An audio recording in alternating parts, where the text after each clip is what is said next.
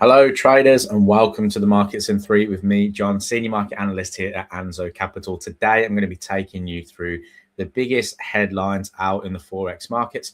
And also, we're going to be discussing how you can use highs and lows to trade. So, before we get into how to do that and why you could potentially do that as a potential trading strategy, we're going to go through what has happened and what is coming up for today. So yesterday we actually had the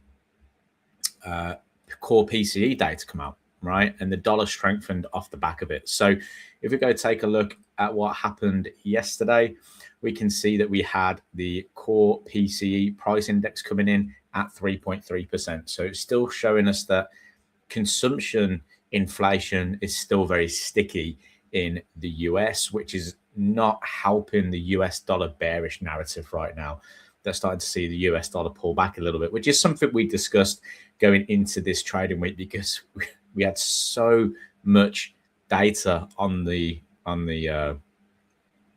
calendar this week that usually in those scenarios the dollar gets stronger. So just as a rule of thumb, if you see a very heavy news week, especially a red folder news week, looking for that US dollar strength is the more popular strategy.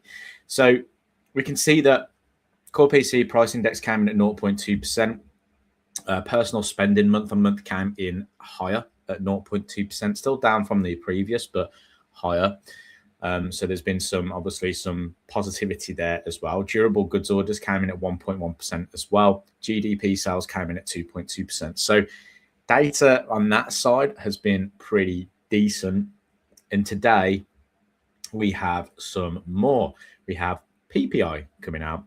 PPI year on year for Europe, for Eurozone came out 3.4%. Euro doing really well at the moment. I expect Euro to continue to be fairly bullish.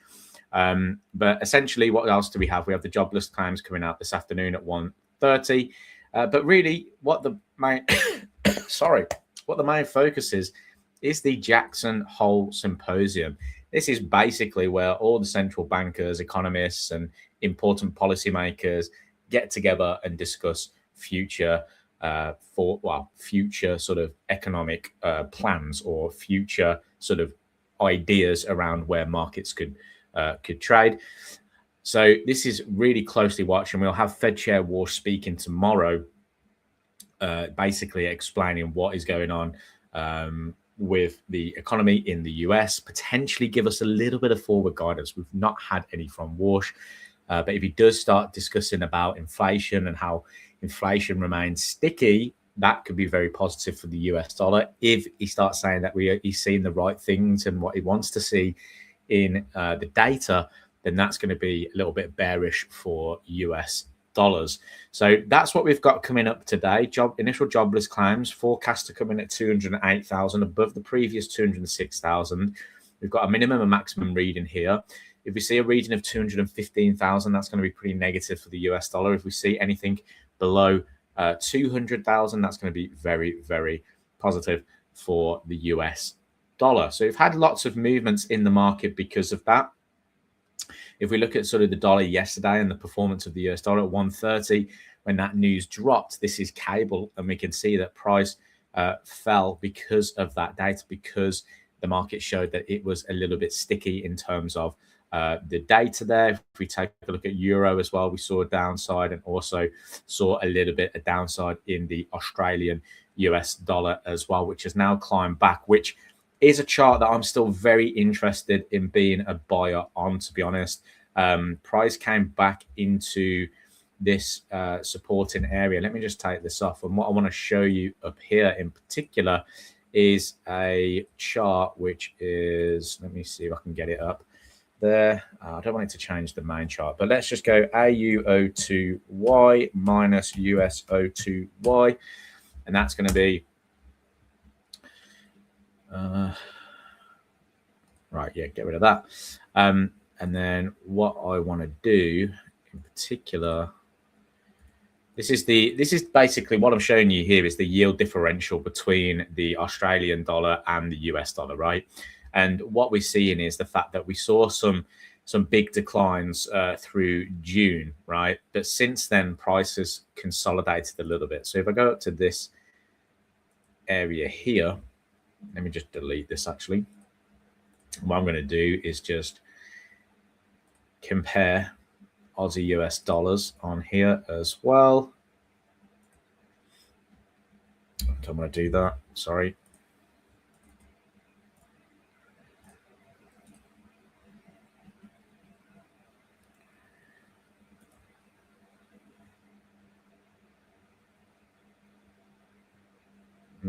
This is it. Pin to new right scale. There we go. Right. So what you can see is obviously the Aussie 2-year yields minus the US 2-year yields, and what we're looking for essentially is price should pretty much track what's going on here. And since sort of end of June, we started to see it stick a little bit, right? And the US O2 yields have been kind of a little bit more bullish as well, and the Australian US yields were a little bit bullish. So we kind of had this consolidation, but as we were starting to kind of lean more towards a bullish side, we can see that the price has started Aussie US dollar to continue to trade higher. We can look here, look, there was a lot of downside before, a bit of a rally before an extreme bit of downside, and that coincided with this top forming in the Australian US dollar price, and the market continued to drive to the downside there. So you can see how this tracks or can track pretty well here. So what we're looking to see is the fact that if the spread between the 2-year yields of Australia and the US get wider, the Australian US dollar could continue to trade higher. And the reason why we are seeing that, and it's simply because we have inflation in Australia growing, right? And I did try and buy this yesterday unsuccessfully. Unfortunately for me, I was very unsuccessful with the long here. But if we do get a breakout of this area, I'm going to look to be a buyer of the Australian dollar. I'm just going to add an alert here, because if we see a strong close above this level, that to me is pretty bullish. I'll look to buy on that move there. If price pulls back, then I'll look for a continuation move here on Australian US dollar. And the reason being is because the inflation in Australia is climbing, and there is a good chance that we're going to see a continuation. Now, yesterday I did try and buy on the breakout here. That obviously failed because of the core PCE was a bit sticky, but I still felt that the Australian dollar against the US dollar out of most pairs would be stronger. Now, in hindsight, what I should have waited for was for price to come back down into this supporting area down through here, and then look to start to buy the market, because that just aligns better with my trading strategy.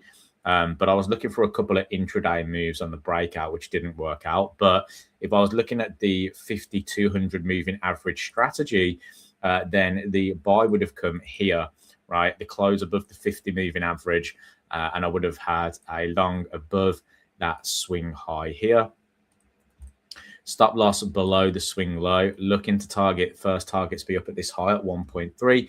Second targets looking to target the next level of resistance, which I do believe could be up towards the 7,259 handle. Because of that data in Australia, right, the macro backdrop is looking pretty good for Australia at the moment.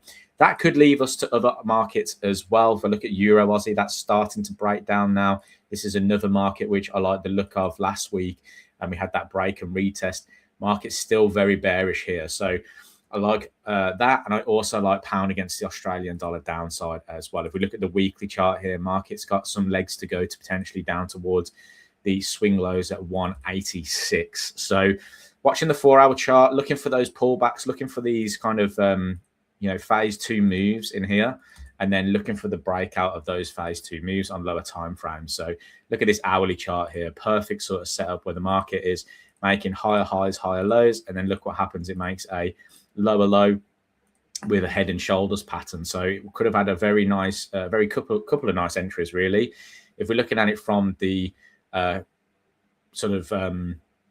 entry criteria, we had a signal here, we had a signal here, and also we had a signal on the breakout of the lows. So we could have had a good couple of trades here, maybe, looking at the short here.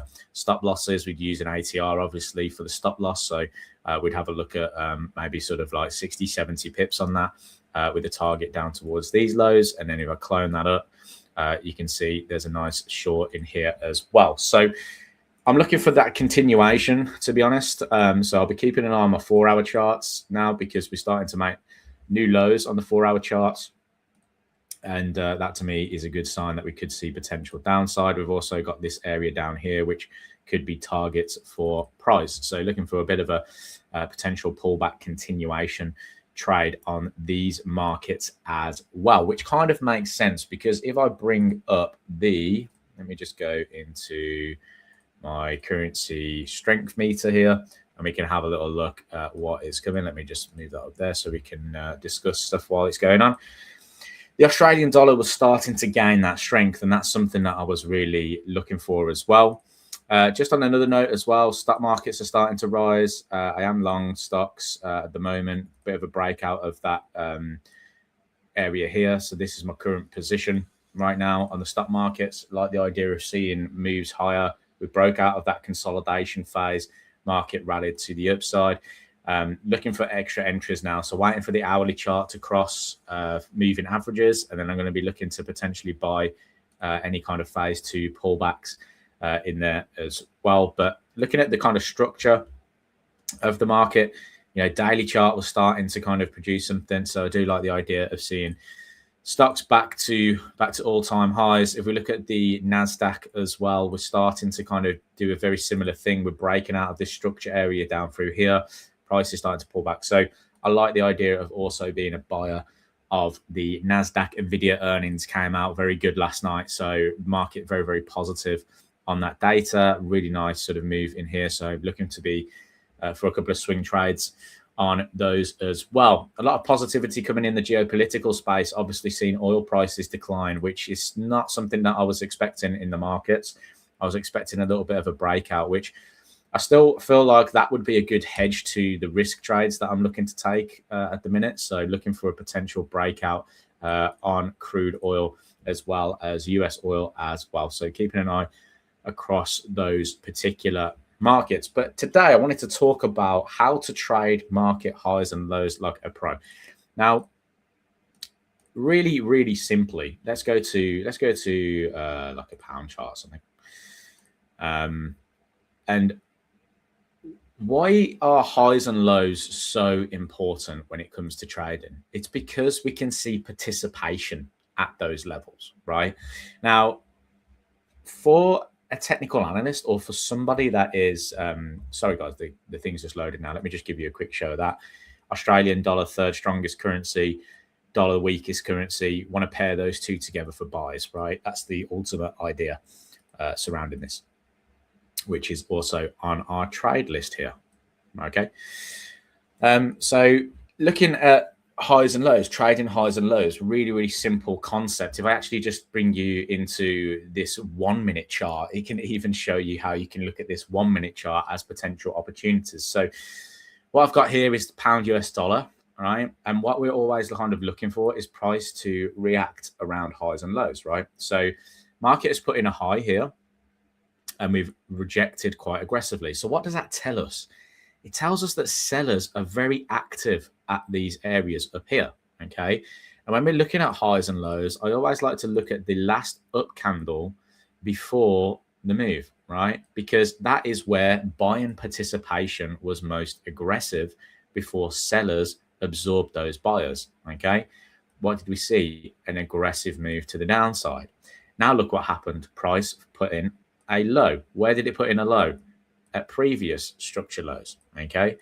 And all you could do is mark up that last down candle before the aggressive move, and look what happened. Price came into that zone, rejected it, pushed higher, okay?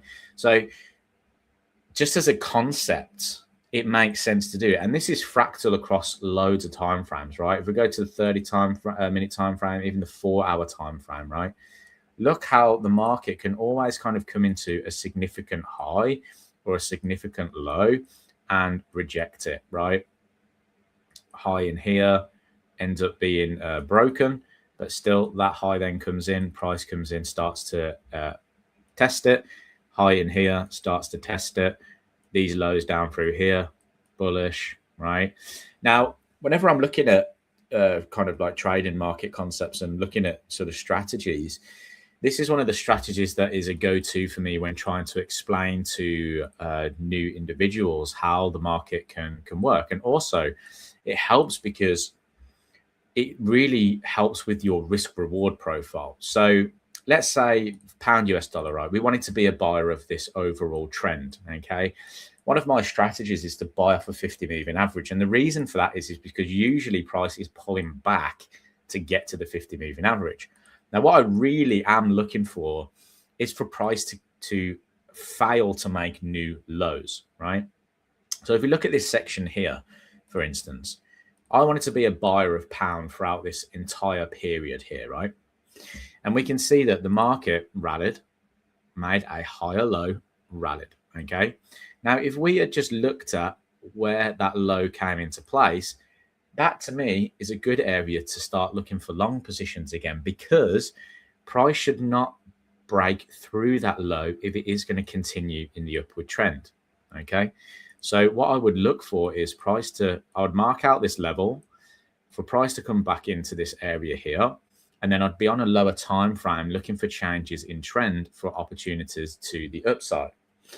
And that happens all the time, right? Again, mark that sort of last down candle that happened before the aggressive move. And look what happens. Price came into it, aggressive move to the upside, okay? This one didn't get tested, but the market put in a new low here before advancing to the upside. So mark out that low.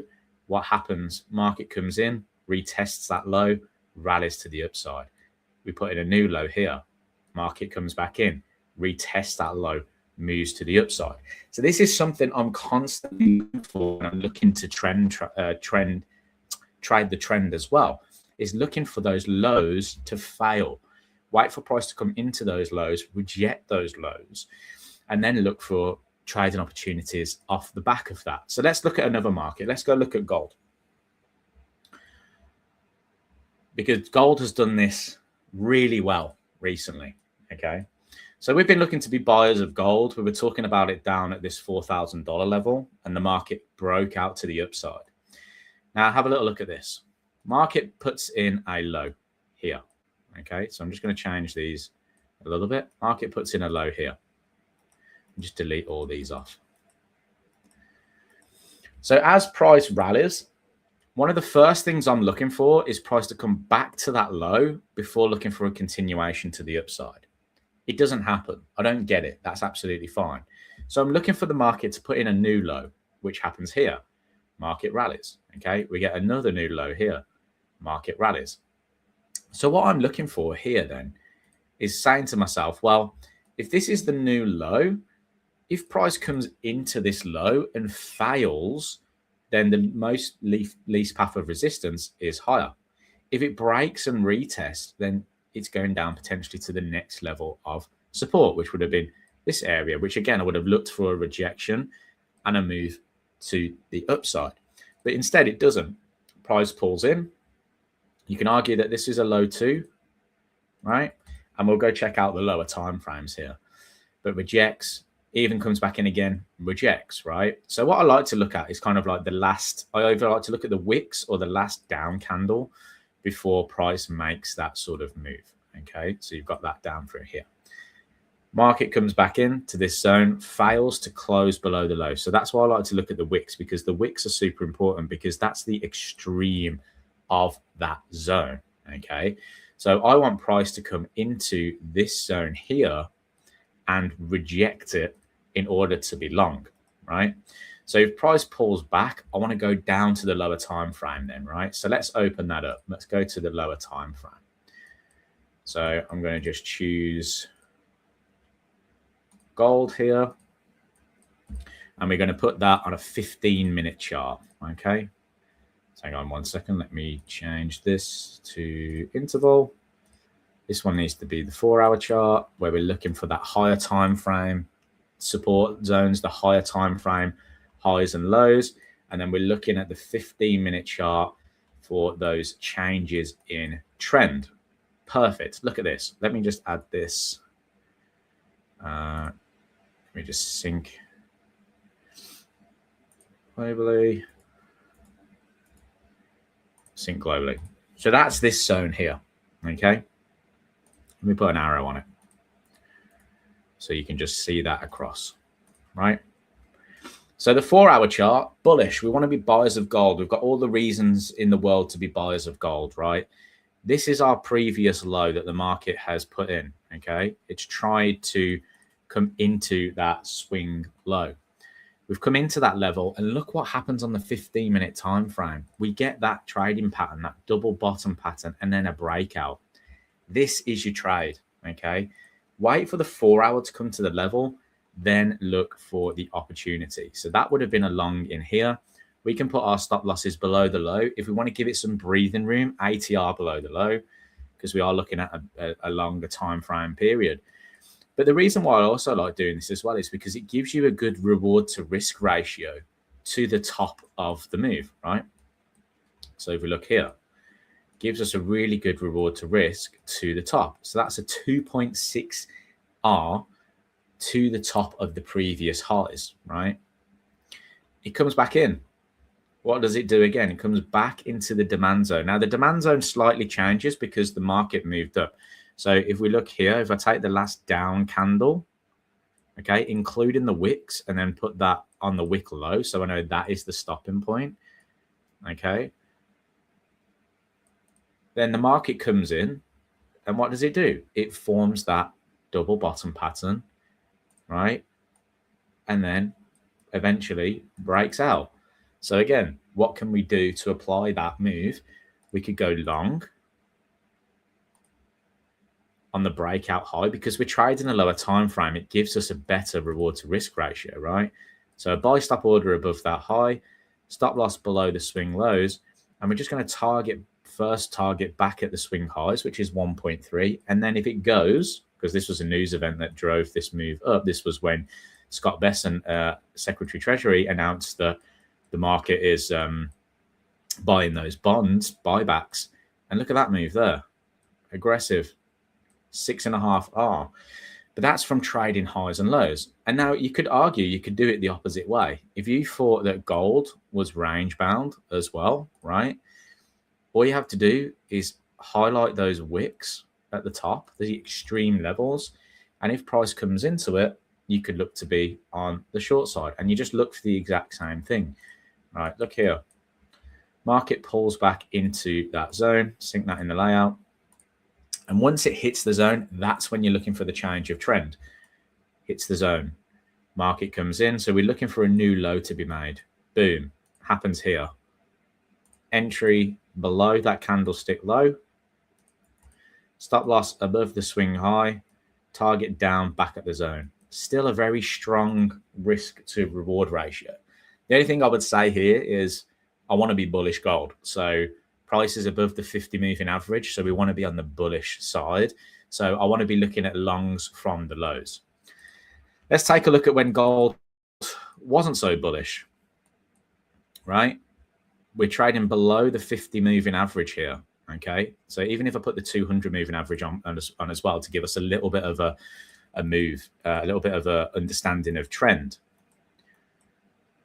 What do we want to be doing? Well, we want to be shorting from highs, selling at lows. Okay. This is just a great example of that. So let me just open this up. Price is in a downward trend. Okay. We can see that it's kind of completed it here. So this was the phase 2 pullback. We've started to then, grind lower there. So what we could be looking for, so let's say this completes the new lower low on the 4-hour chart. It's below the 50 moving average. I want to be short. What I would look for is price to come back into a high, right? So every time it creates a high, I'm looking at all these highs here. Is it going to fail at these highs? Okay. Market comes back in and you can see we start to get a little test of a high there, rejection, test of a high there, rejection. Look at this high. Does that get tested? No. Market puts in a new high, fails, not interested.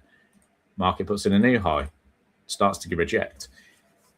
And the way you can go, okay, well, if it fails, what do I do? This is the important thing. If we go look at the 15-minute time frame around that area, which was the 1st of May. right? So we go to the 1st of May. The lower time frame will give you the idea of what's happening, right? So if we look at the first one, I'm just going to sync that one in the layout where it doesn't work because price comes into the zone. And what does it not do? It doesn't reject. It doesn't break trend. Okay. What we get is then the market does do that, but it's above the zone. So that to me is a new higher high. I don't want a new higher high. I want price to fail to make new highs, right? So once it puts in that new high, I could say to myself, well, that is my next area that I want to be looking for as potential resistance. And then what we can do is add in there, and look what happens. Market comes in, makes a lower low breakout candle. Okay, you go in with the overall downward trend of the market as well. So all we need to do is wait for that breakout on our lower time frame, enter, stop loss above the swing high. First target is always the swing low, okay, which would be down in here. Second target can be down towards the major swing low. Again, why? Because these lows can act as reversal points. And look there, market comes into there and reverses aggressively. So we don't want to be trying to target beyond price action. But that would have been a 2-hour trade. Okay. Now, there are other ways to do this. Obviously, this is trading highs and lows and trading off those highs and lows. So it's important to make sure as well that you are sticking with the trend too, because if you stay with the trend, you've got opportunities. So if we go look at Aussie's trade, right? So this is a trade that I got stopped on. Let me go here.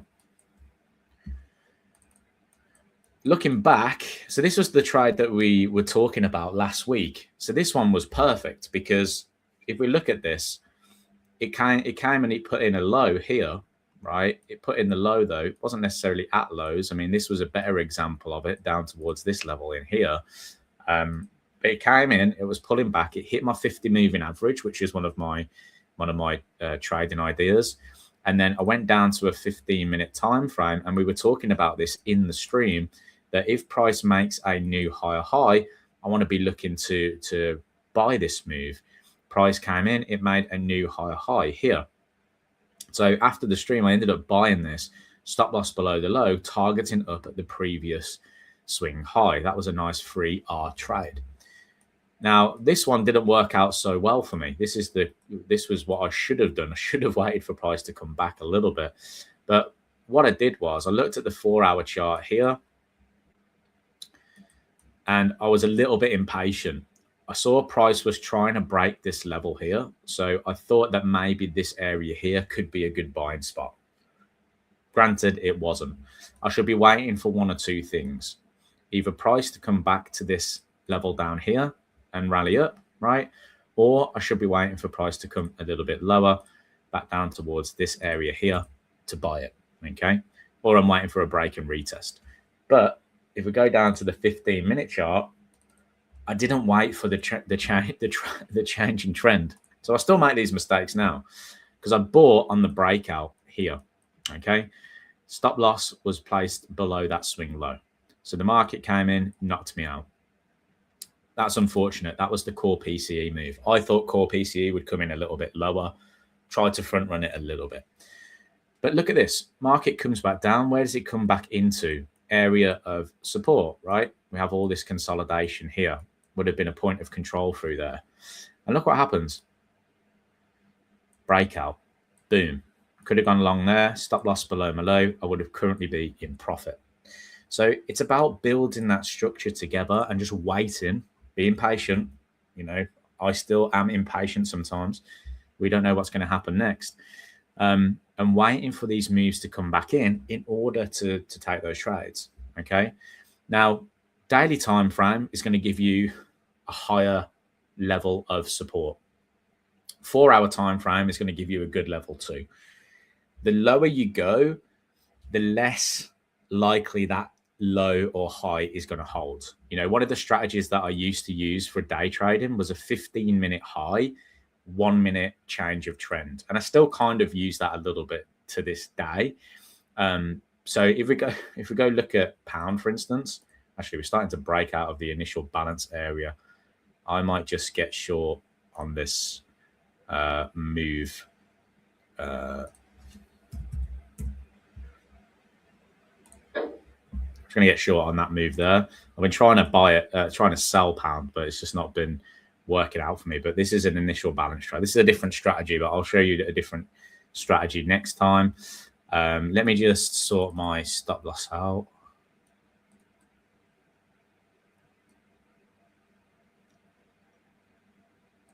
And then we can look at potential moves.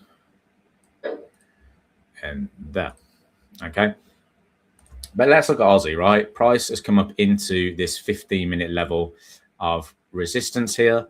If I go to the minute chart, I'm waiting for that break in trend. I'm waiting for price to come into that level, break trend, make a new lower low. Then I could look to short, try and trade back down to the 15-minute lows. Okay. Arguably, you know, like I said yesterday, I want to be on the buy side of Aussie, but we'll wait to see how that plays out. We're in a bit of a, we're at those 4-hour highs now. Okay. 15 minutes struggling to make a new higher high at the minute. So we could see a little bit of a breakdown towards those levels of structure. Right, guys, I'm going to leave it there. Thank you for joining me today. I hope you enjoyed that video on how to trade market highs and lows. I'm going to make this into a webinar soon as well. So hopefully you can join me for that one. And thank you. I will speak to you very, very soon. Cheers.